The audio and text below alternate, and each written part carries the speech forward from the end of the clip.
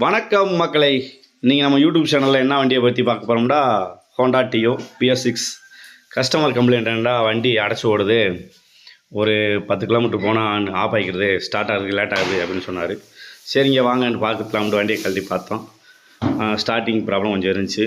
சரி fuel pump petrol கரெக்டாக வருதா இல்லை வேறு ப்ளக் கம்ப்ளைண்ட்டான்னு கழட்டி பார்த்தோம். பெட்ரோல் இன்ஜெக்டர்லேருந்து வெளியே தள்ள மாட்டேது. கீ போட்டு ஸ்டார்ட் பண்ணுவாங்க, ஃபியூல் வெறும் ஏர் மட்டும்தான் வருது, ஃபியூல் வரல. சரி கழட்டி என்ன பார்த்து உள்ளே இருக்க ஃபில்டரை மாற்றியாச்சு நண்பர்களே.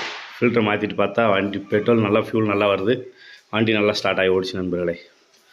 ஓகே நண்பர்களே, இது போல் மேலும் பல தகவலுக்கு நம்ம யூடியூப் சேனலை மறக்காமல் சப்ஸ்கிரைப் பண்ணுங்கள். இந்த கம்ப்ளைண்ட் எதுக்கு வருதுன்றா, நம்ம PS6 நம்ம பழைய வண்டி சார்ஜ் போட்டு கூட எடுத்துக்கலாம், அது கார்பரேட்டர் கம்ப்ளைண்ட் எதுவும் வராது.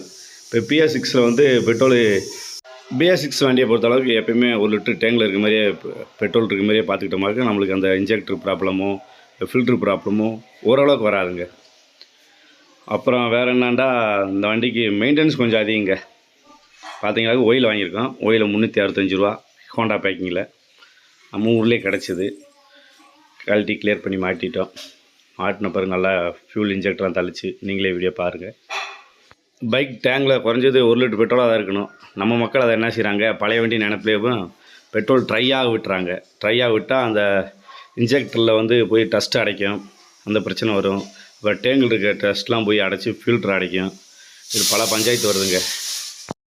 ஓகே நண்பர்களே, இந்த வீடியோ பிடிச்சிருந்தா லைக் பண்ணுங்கள், சப்ஸ்கிரைப் பண்ணுங்கள், மறக்காமல் கமெண்ட் பண்ணுங்கள். மேலும் ஒரு வீடியோவில் சந்திப்போம். நன்றி, வணக்கம்.